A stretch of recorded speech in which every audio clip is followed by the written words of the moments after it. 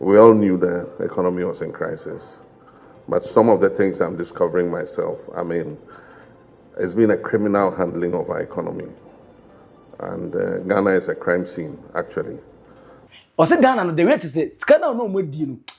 Just o mo wiwe Ghana no. No abonten no ohun ne say MPP for bokro no. But no onim say to this extent. Osei niem crash no. O mo di oral report no tu n'anima no Jesus. Mawu. Osei Assibey Antwi aso den kakraka fine building. Building that so no. Nice building. Gangan twa building. E dey Methodist church. Mo dey say anya Methodist na Pentecost. Ogosi aso den mu nti aso den na da hoyi. Ti mi busa ora no mo dia mo meja aso den na kan ho ana. Se munya bua ne fo se kunkrom a court of competent jurisdiction aso den aye hoyi. Mo ba beje ana wo de beche. Mo sa say ono Gifty Oware no. Esa dina sa dina so. E dey akwakoji a loan of 30 million Ghana cedis. And can see 300 billion. Now, when an MP for Mr. Chama who to be 500 billion also 50 million. Now, Gifty Oware going to contribute 30 million near the amount. Because Nejuma Oyeni Nasa or a deputy director at the National Service Scheme. And another country.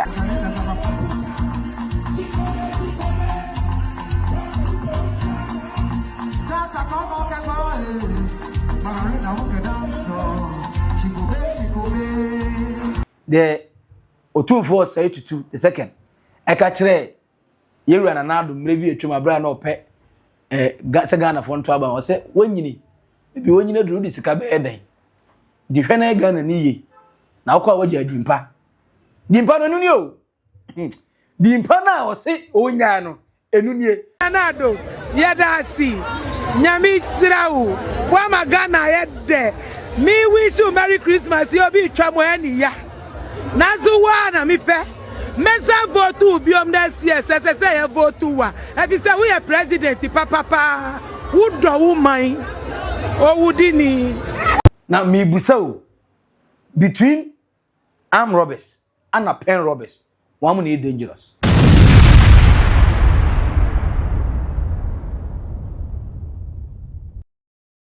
Ghana was a crime scene and it was handled with criminalities. First of all, my name is from the 3 wise men, and 2 wise men and then 1 wise woman. And I said there's a man in a woman into 3 wise men. Now when we my name is menka wise men na say menka 3 thieves and not 3 fraudsters. And I mean you the age you know use no pepe 3 suspects. I'm the superstar of the National Service Scheme and actually National Service Authority for Nimi in the welcome because National Service Authority and the motherboard and the National Service Scheme you know I shall say the internal work. Attorney General announced Amubia where say over 540 million Ghana cedis. Jesus Christ.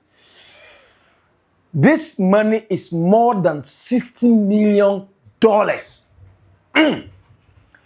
Any sika way akukwan kitinkiti for you because Mustapha Ussif, former sports minister and then former CEO dima friends a director dima NSS. Gifty Oware no a deputy director. And then Osei Assibey on the taking over from Mustapha Ussif from 2021. Abraham Mustapha Ussif is shifting about sports say on media sports just kakra. These 3 people almost in terms of MPP governance momoa sika for musampa. But funny enough,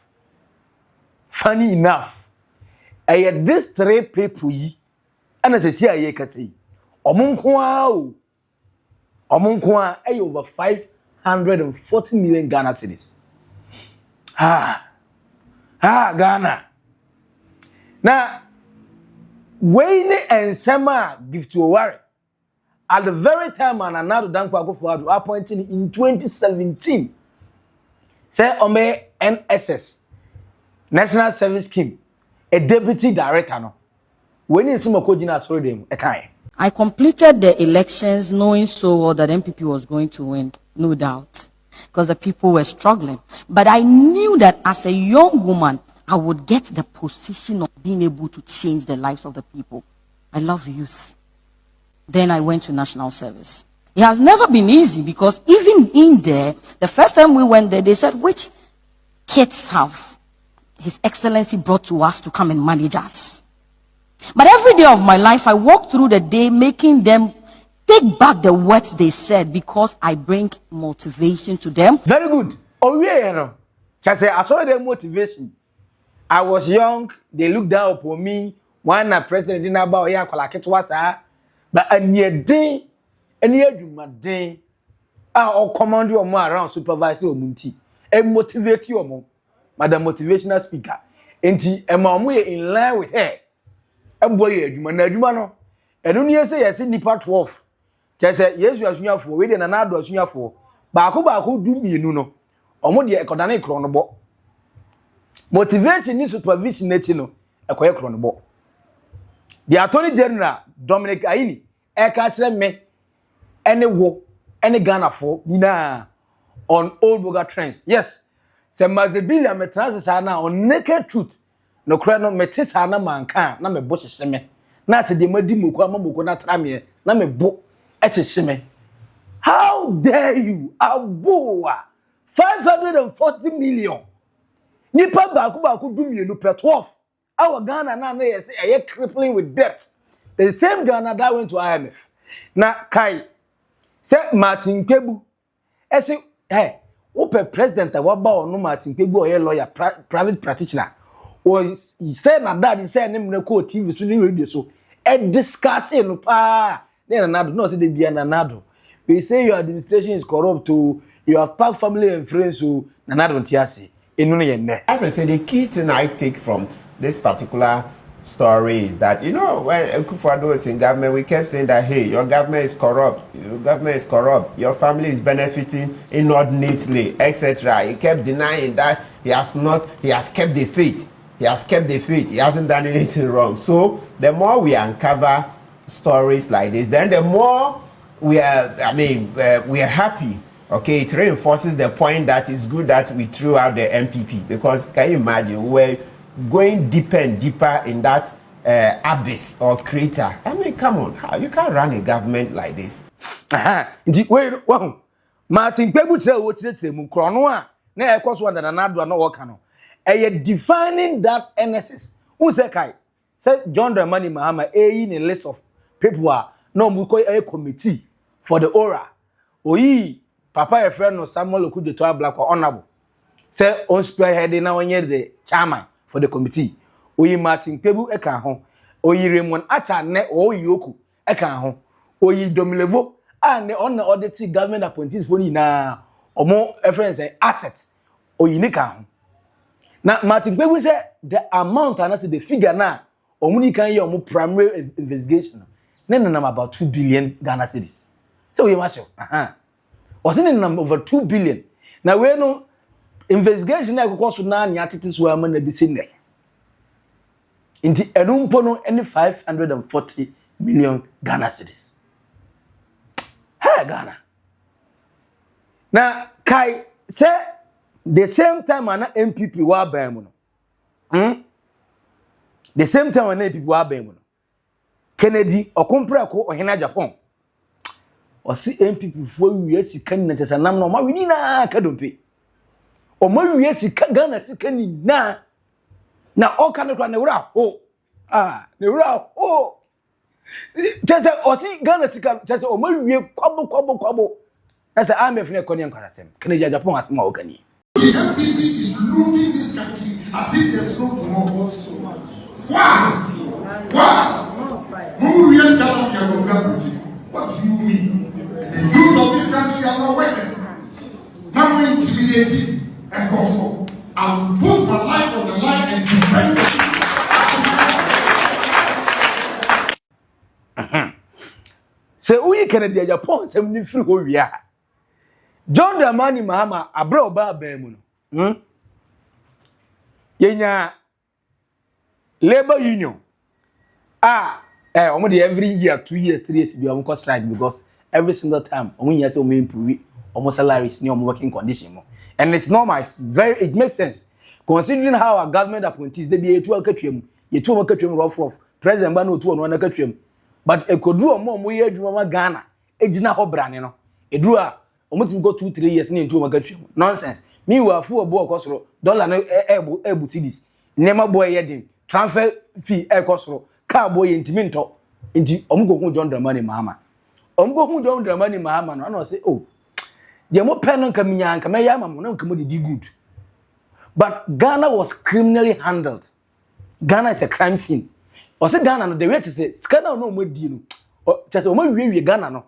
No, Abontain, who say MPP for Bokrono. But no only say to this extent. Or say name crash no. Omodi ora report no to the man was Jesus. Mawu. Your mama small can you. So you know we are your natural allies. And we've worked together for many years. One thing that is a cardinal principle for us is to tell the truth at all times. We all knew the economy was in crisis, but some of the things I'm discovering myself, I mean, it's been a criminal handling of our economy. And Ghana is a crime scene, actually, because how a government can have been so reckless, I cannot understand. But we're faced with a reality, and our options are very few. We can behave like the ostrich and hide our heads in the sand and let the economy crash. But then what effect would it have on Ghanaian households and everybody? Video that we're so now I never Fachamina me, Ashimyamano. Kai, say Kennedy at Japan. Oh. Or pray flag bearer for MPP. I got you say under MPP. Ombo chronoma is gonna sign. Very good. Now, manya breakdown say no you know. Men can't just say Osei Assibey minim adubu ahe ekotena asoro da mu ekoka kire you to say or more motivation. Iwe no na 49 million Ghana cedis ene okokotari on kom manwi. Maami a friend no Gifty Oware-Mensah. Also go na so dem we campaign preach say youth no en show mo ho den no munya vem no metima ya aduma no that time year point in 2017 I was just 31 years old and I was 39 age mate no was 39 years Fresika wanya tam so ohun no more pressure I feel more pressure na fa Osei Assibey so say Nsika na onzu enya no ene Ghana chese asoro no mo ko saa so bobuwa Osei Assibey kosi aso den kakraka fine building building that so no nice building gangantoa building e de mama Methodist church mo de say anya Methodist na Pentecost Zumilion penny Pentecost elder adubu ahe yebe ne asori elder Gifty Oware-Mensah so man elder pe e bia na wanye ti na yenti honka Osei Assibey so si asori mu single person Methodist asori e ba ene the number of churches are Methodist asori ewo Ghana ha schools hospitals oh God let me say such a church a global church like that no need skedi asori but philanthropic work sikana onya anya ne dia ndi wo me we puchi diko he yes ogosi aso dan mu nti aso dan na da hoyi timi busa ora no mo dia wo meja aso dan na kan ho ana se munya bua ne fo se kunkrom our court of competent jurisdiction aso dan ye hoyi mo ba beje ana wo de bete asem ya sense be na kai se before say attorney general Dominic Ayine eba be ma the list 12 members now omuka omutibo mu yasiti kronko agina nti omuka omutibo mu no mu ye no na 540 million Ghana cedis and from 12 no mawia attorney general bo mu ni na din na before so bo mu ni na din no ni deputy your friend no Justice Sumisai on Thursday e make a declaration na Ghana for na ya anti ase no see nipa 22 but when you say listen, that's over about 12. Or say case na egu hono charges na egu hono no na doso enti na yentwan ne boss e ba declare abodin atire kwan obi afa so ewi an sika na also onsentimen na ene dag ayimfoni no reni also ontimen na enyem na kan ono na kan asem also ontimen na 2 months ni o ma me kro wo no hu nanim sana NSS case na ebo no but with the magnitude of chrono akoso wo hono no se me kra na me deputy attorney general kamena now because imagine say otu na wo say oba wodi 39 years at the time wodi 31 years ni appointed no so me director deputy director and then or excess of billions of Ghana cedis egu na account mu na say we a young man to say justice Messiah how can you sleep oba besia not her hard work but hand of God. The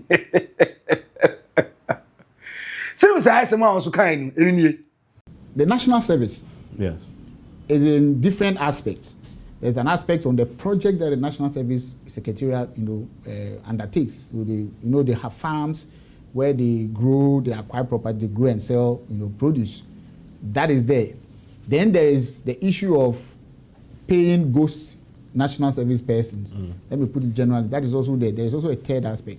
Now, of all these investigative reports, it's only ready for the aspect which is on the ghost names. It was submitted last week by the investigators.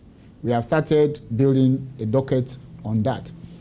When the investigators came, they identified 22 accused persons for the on national the service. On the ghost names part. Yeah, on the ghost name, 22 accused persons. Very good. We oka kumye ni kwakuo nu obi a cheche ni semu. Obi a be cheche ni semu say they say na fata. Yes, o him naked truth life our old burger trends making sure say obe subscribe, obe like, we are obe share ama unwa anya bia before that. For comment into comment section na say the NSS scandal 540 million in fraud. The 3-star men, Mustapha Ussif, the former sports minister, Osei Assibey Antwi, former regional minister, the Ashanti region, former mayor, the KMA, and then also a director, executive director at the NSS since 2021 to 2025. Omune poster boys that aside that no, Gifty Oware-Mensah can be. Na nikunu esu di wombi adubu ahen one na ye na chedi ye de ne one na ye na court bail term e dem omo ye ma adubu ahen 80 million bail amount na ye ma na ye 80 million bail amount and Peter Mensah o ye Gifty Oware so ekunu ye di ebo mu bi. Now this is how the Attorney General Dominic Ayine eto ne boase nya abotre elisi all the 12 names now involved in the scandal.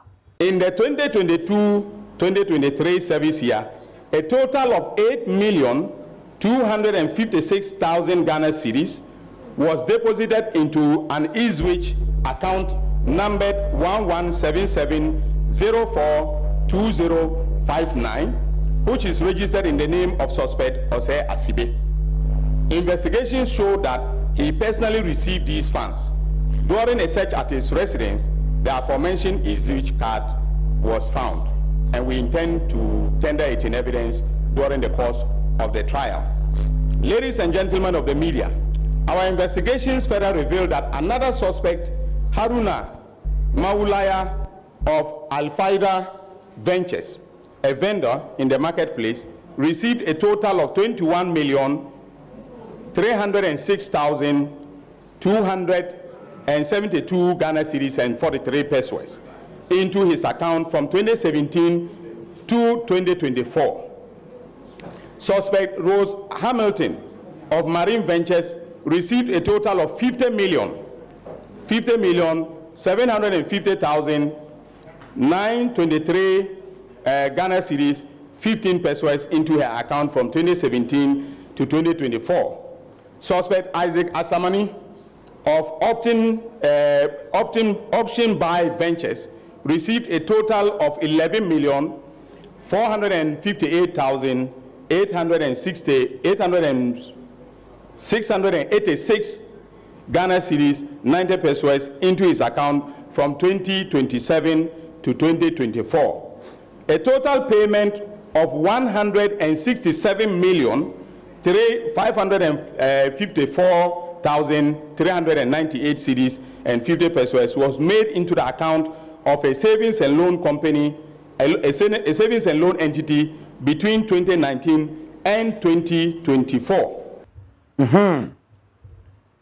Well, Edino, quite fast about no. Now, this is a special one. Osei country Kwame A+. Young country Kwame A+. Minim sana ene didn't akwana ba no. Okay, say tama na obobo scandals are enti o main investigate no. Okwaka say some MP shielding nkrofobia o may involved in the NSS scandal. Sana MP no ye papa e friend A+, Kwame A+. Hey. Enti A+ be din attempt ka say onu kra waje bribe.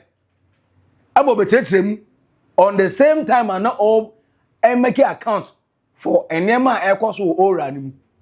Ano ka say Kwame A+ pe on there no. O me share gata mu because no be o free ba no de. Gata o. Ono hetreni ni sa gata. Eti o ka say Kwame A+ na Kwame A+ ante. Oso o ka say A+ say omo o meche o matum no.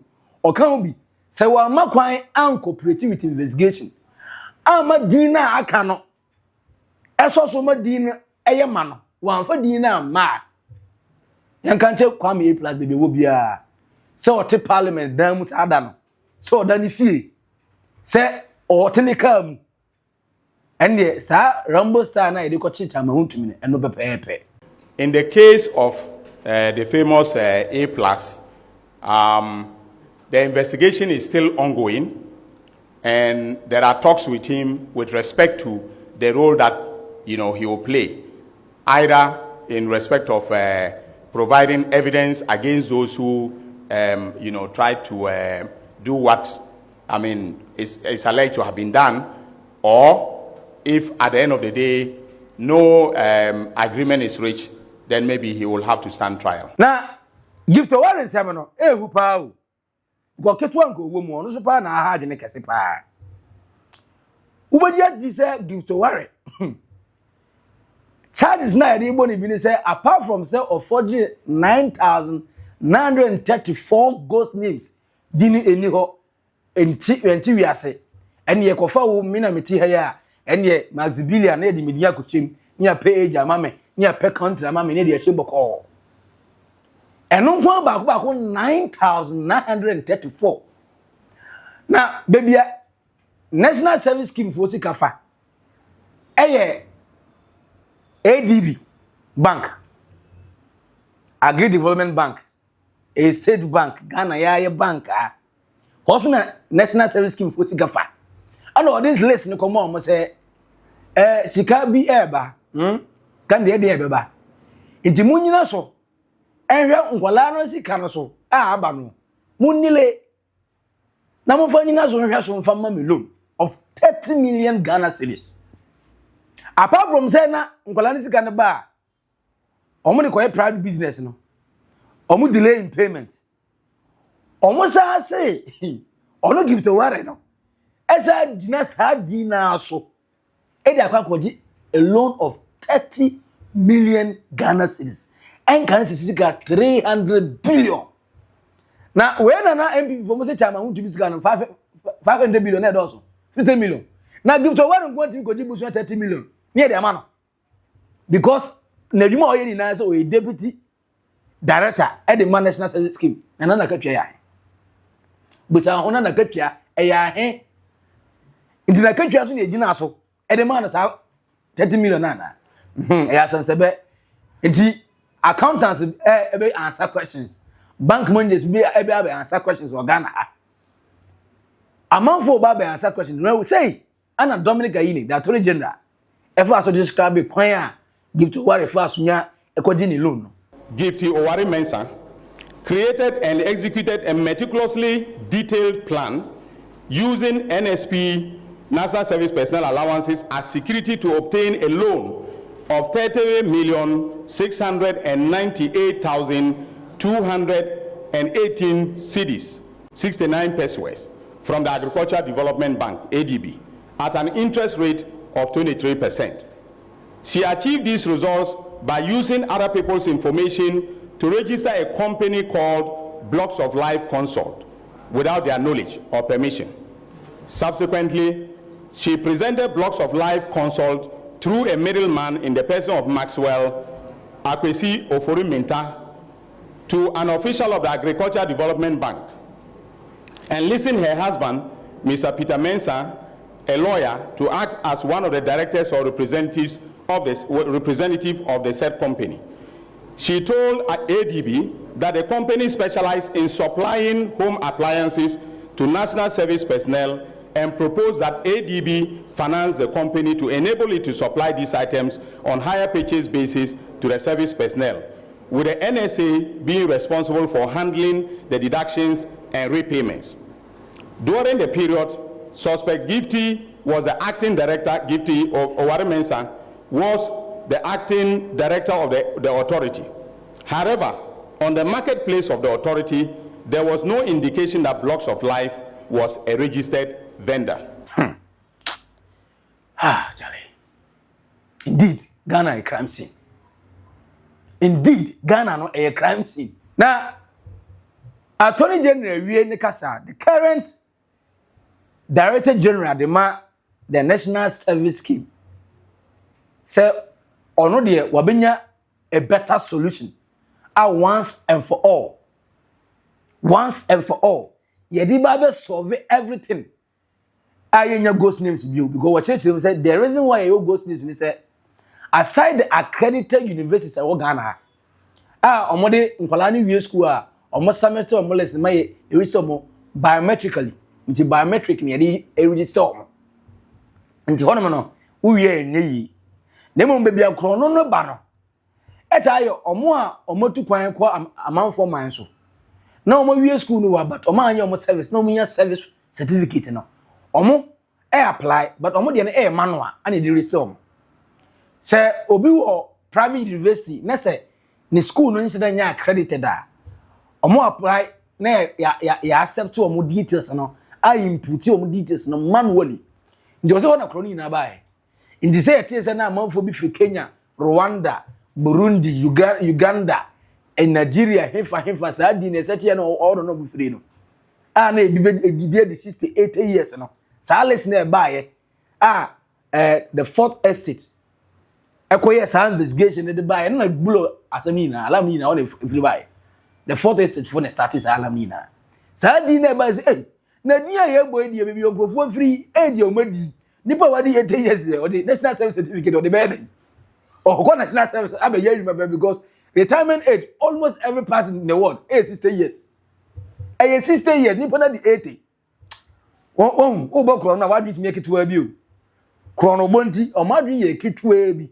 Indeed, Felix Jamfi, friends, the Director General, Edima, the National Service Scheme, as a choir honor. And then, in more the National Service Scheme. Ebe first was solve it, ghost name once and for all. Na mi wia, mi ba be kan kwan ya. Osei Assibey, Mustapha Ussif, eso ka kire Ghana for say, o ma solve it into ghost names e bi no biu. Still ghost names in the omo abasem. You go go video no. And then the payment platform, as I have said. Those who are coming through the university system, the formal university system, go through our IT or the central management system. Yeah.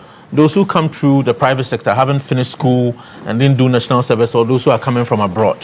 For those people, they go through the manual system. Those approvals are done at the head office manually. And that is where largely this happened. So if you look at the 2022-2023, there's a spike in the corruption incident where government lost about 350 million. There's a correlation between that and the number of people who came to the private sector, who came to private universities, and then people who are deemed to have come from abroad to do national service in that year. So that year alone, the national service had people who apparently had finished universities but didn't do national service or coming from abroad to the number of 71,000 people, which is not possible because if you look at our numbers, it's not possible that you have 71,000 people coming from having finished school and they didn't do national service. Or coming from abroad. So today, the remedy for that is that if you finish university and you don't do national service and you're applying to come and do national service, having come from abroad, you do not come straight to national service. You have to go through the university originally attended, or you have to go to GTech for them to approve that indeed you finished the school. Right. And this year, I can report to you that this has resulted in the reduction of the numbers to a mere 500. Very good, Abiba. Now, Momentum was na me say enfama. Unim say in 2017, Mustapha Ussif, ana wadi 41 years. In Tamale, ana now a member of parliament. Olusuyi. Enti, Nana Lankwa Akufo-Addo, na admin say obi position. And don't forget, a man for say Mustapha Ussif, or a Baumia boy. Baumia chocho mucho ya busu ni mapa. The Edian said, baby correct. Edman said, the 2017 year appointed, you know, as the CEO Edema National Service Scheme. Nobody just 41 years, Bill. 41 years. No, which I didn't know. We're losing it so. By say Bemedidi. From there, Papa had to say certain reforms. Because I say, ghost names, name, Kwaya Mofasu year registration, and what. So do you know what they did? Papa no ye na dwen say verification na eye e-switch na national service we twa musika famu no. Amanfo timi di dwirim bi wom. Ndi okoye one time verification e de baaye. Nti u verify be wo say ye wa proper digitization. Nti ne papa ba omia eye ne digital ansem no. Also di bi call NSS ho. Echo streamline structure ho kama the proper digitization so na owie no o say make sure say certificates and national service for ninya no obey no online obetima print ya download do ade correct pa the name say digitization na no one no yet so owie no wan sound so ha o o say kwa e for so check no Bibia is correct. And now if you pimpran, now when you alert, so sikaba because we verify ye with on your e-switch card so. And also provide training models. Edema national service for no. Said a bear. Omuye jumana bibia be smooth, nice, gentle. Now all of this initiative was to solve ghost name 1, 2 was to solve the issue of double payment to people and then paying wrong money to certain people where or creative dream biti baby mojedi. Or solve a problem. Or solve a problem. Now or solve it ghost name problem. Now the successor, and I say the successor, the obedi kunyani free nisem or pass a baton na man or say Assibey. Now also here executive director. From 2021, Mustapha Ussif, in a sports minister, so go replace as a Garcia man. At that same time, now Osei Assibey, now we have former regional minister, Ashanti region. Now we have former mayor, KME. The start to present, and at that time, the man was 55 years old. I got 5 years of pension. To where I didn't send Kawedi. Herh Ghana ho pa kai the otumfo say tutu the second e ka kire yeru ananado mrebi etwuma bra na ope se Ghana fo nto aba o se wonyini bi wonyina duru di sika be eden di hwe na Ghana ni ye na akwa waje dimpa no nuni o dimpa na o se onya no enuni na wo de mema woman yi market woman yi on describing anado adwuma pa na you said to catch and say, on may say be or quite a bit deeper. Say the woman if I should describe the name, Namaka. Nanado, Yadasi, Nyami Srau, Wamagana Yede, me wish you Merry Christmas, you'll be Chamoani ya. Nazuwana, mi pe. Mesa vote to be on this year, say vote to wa. If you say we are president, papa, would do woman or would he?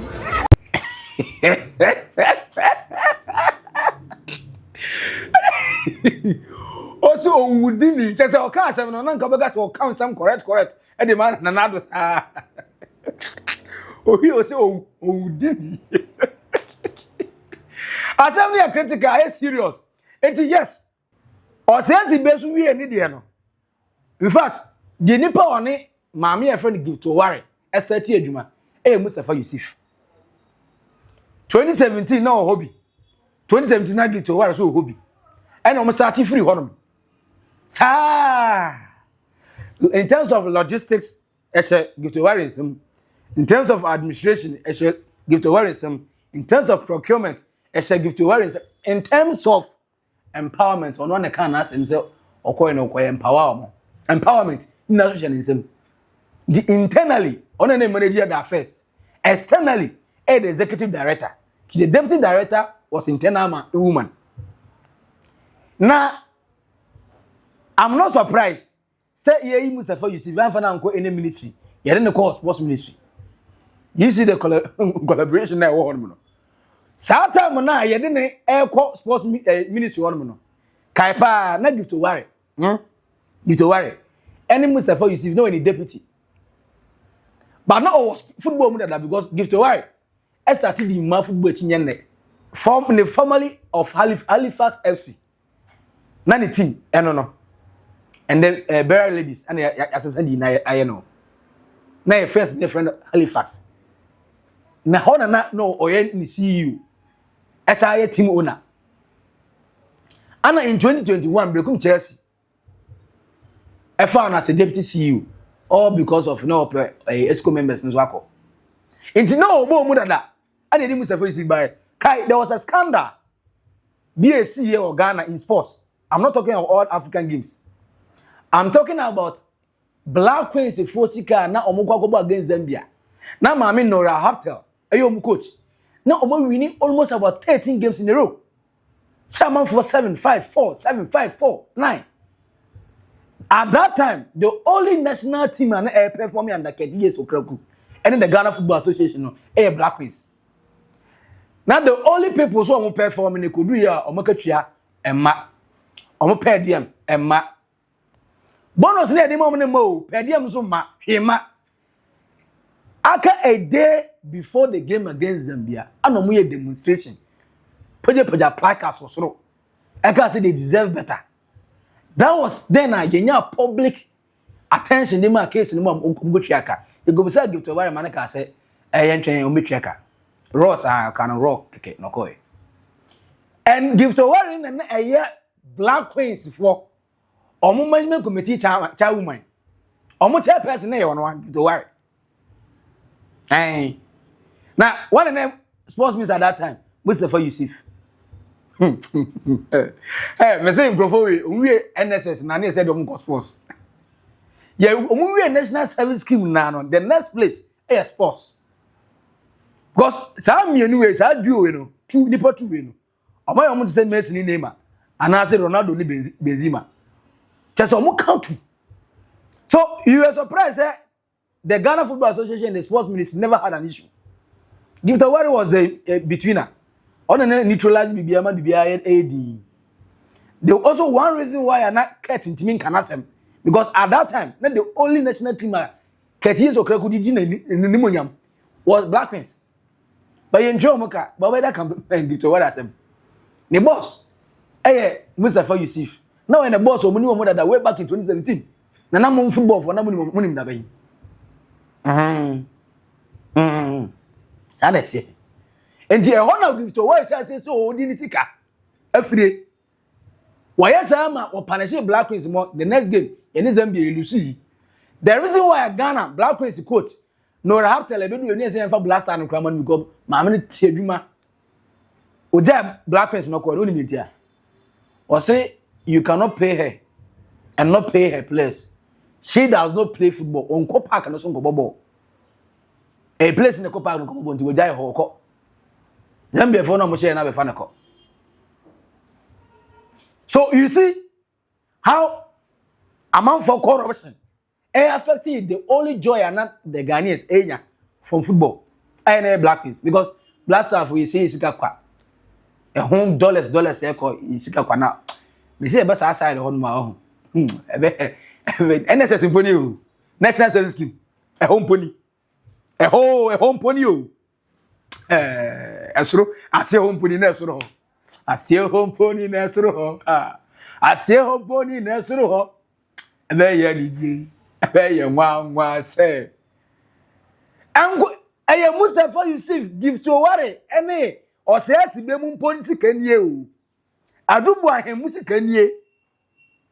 Eni ada kan for that be piem wo Ghana de. This say na yeda 1 month. Ye no blublu ni yeda 1 month ye sore. Se kan for that be du Ghana. Ghana for your technique case de e ba be bobo ba. Ko kai se omo tire ma finance minister na finance minister say this can amomo.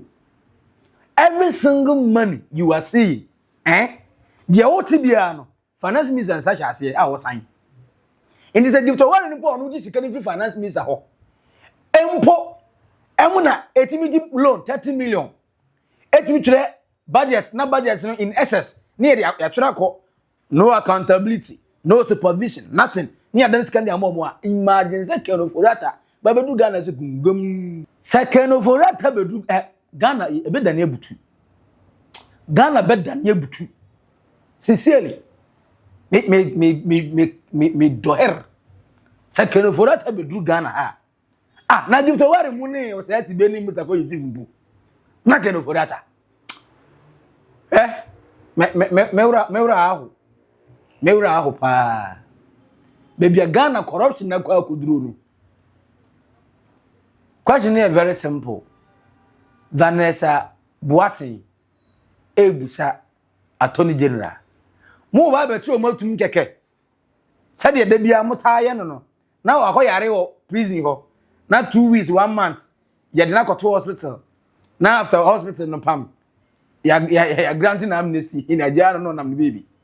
Anase mo beji yesika na amaye. Boateng. Step forward. Yeah.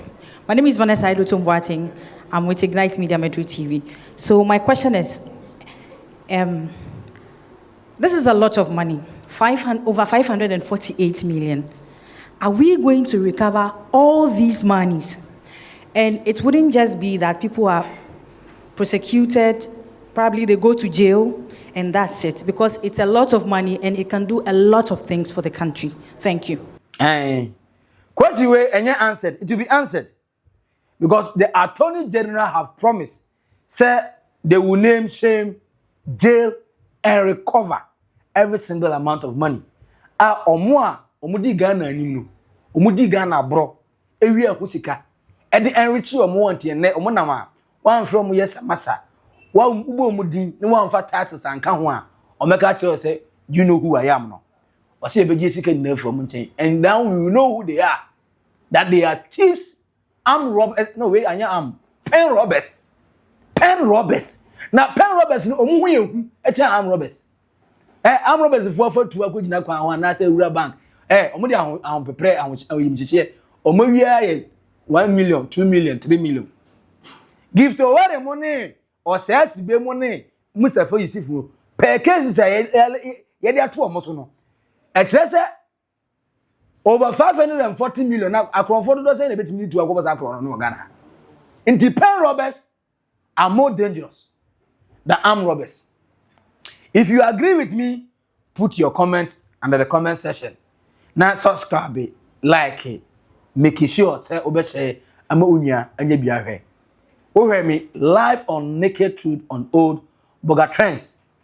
Gifty Oware Osei Assibey Antwi ene Mustapha Ussif, including Gifty Oware, Nikuno, Peter Mensah, and 8 others. The Attorney General said, Corona Mabono, Obetio Metum, court on the Odomeko, Odomgo court so per evidence okuta, or 100% sure say be de lomu ina o se men kan kire kwa me A+ bebe wo be hu bia fa nkrato yi e matawia fama no say masa wan fa dina ma MPs nini wa mu na o protect your no wan fa mu di amma o ye beti watum Canada Japan say hey MPP for omo boy kro no so mu die sika ni na John Dramani Mahama di kan na ya ntie na ya dwen say oda so ye campaign promise was Ghana is a crime scene. The handling of our economy was criminal. Now me busao between armed robbers and pen robbers one money dangerous. For comment no to comment section as Maxi Billiam Account. Bye bye.